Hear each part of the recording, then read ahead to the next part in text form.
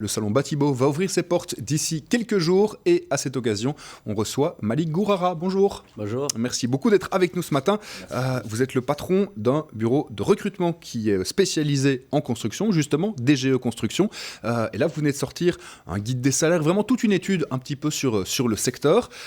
D'abord, en guise d'introduction, c'est un secteur qui se porte bien aujourd'hui, la construction, ça marche? Alors, c'est un secteur qui, globalement, se porte très bien. En termes d'emploi, comment ça marche? Il y a des possibilités toujours dans le secteur, vous, en tant que cabinet de recrutement? C'est une des raisons pour lesquelles aussi on couvre ce secteur. Il faut savoir que c'est un des secteurs les plus touchés par les postes vacants de longue durée. On couvre donc principalement des ingénieurs, en tout cas des employés à 100%, mais majoritairement des ingénieurs dans le secteur de la construction, donc dans tout le cycle de la construction, en passant des promoteurs immobiliers, donc des maîtres d'ouvrage, jusqu'à l'entreprise générale, en passant par des architectes, des bureaux d'études, etc. Mais majoritairement, c'est des ingénieurs. C'est des profils qui sont fort sollicités, encore plus maintenant avec l'avènement de LinkedIn, donc de plus en plus les personnes sont sollicitées.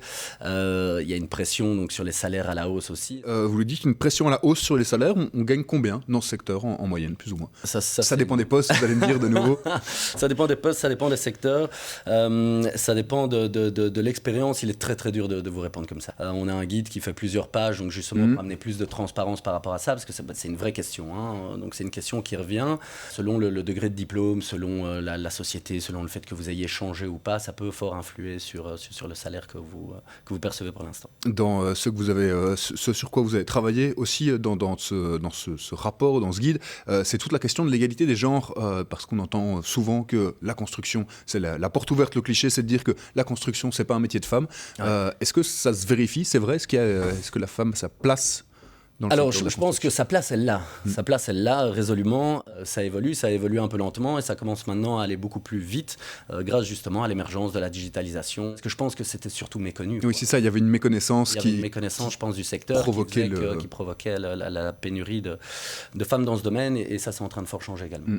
La digitalisation, vous l'avez dit, c'est quelque chose qui arrive aussi dans le secteur de la construction. On l'entend parfois, je ne sais pas, pour le secteur bancaire par exemple, quelque chose dont on parle très souvent. Ouais. C'est le grand défi pour des métiers comme la construction aussi. Il y a aussi un tournant digital qu'il faut réussir à prendre. Alors énormément. Il est très représenté justement dans ce domaine-là. Donc on appelle ça les PropTech. Donc c'est la contraction de Property Technology, donc un peu comme les FinTech, les HRTech, etc. Et il y a pas mal d'évolutions donc avec les drones, avec des technologies qui permettent de beaucoup plus intégrer la gestion d'un chantier, qui aide à la communication, à des envois de photos, à des prises de notes, toutes des choses qui sont beaucoup plus intégrées, qui avant étaient compliquées. L'autre grand défi, c'est lié aux questions d'économie circulaire, de réchauffement climatique, enfin c'est construire circulaire, c'est possible aujourd'hui? Bruxelles est déjà un précurseur et un pionnier dans ce domaine-là, donc a déjà beaucoup œuvré dans le domaine, mais je pense qu'effectivement en Europe par exemple 40% des déchets proviennent de la construction au niveau global, donc ça fait beaucoup.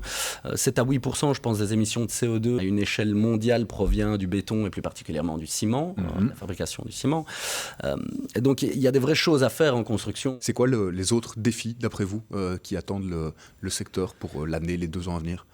Pour tout ce qui est recrutement, je dirais que c'est réellement un changement de métier, donc qui vient justement de toutes ces choses-là, donc les nouvelles normes qui sont en place, les nouvelles réglementations qu'on met en place, les nouveaux outils. Ça veut dire qu'on va devoir énormément former les personnes qui veulent bien l'être, et sinon trouver des débouchés pour des personnes. Par exemple, je prends un petit exemple en guise de conclusion. On a par exemple des conducteurs de chantier qui sont arrivés là où ils sont, donc ils gèrent des chantiers énormes.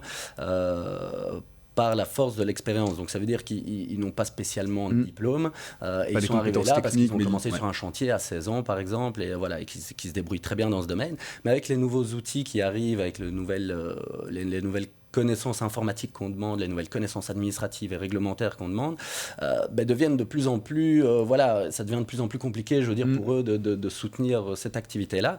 Et donc, je pense que les structures, aujourd'hui, les employeurs doivent effectivement trouver une solution par rapport à ça. Donc par la formation, par des nouveaux recrutements, par des débouchés qui sont autres, etc. Donc ça va être, je pense, un grand défi qui est lié à tout ce dont on vient de parler. Et adapter les travailleurs à l'évolution du métier et des métiers. Merci beaucoup. Exactement. Malik Gourara, un grand merci aussi. CEO de DGE Construction.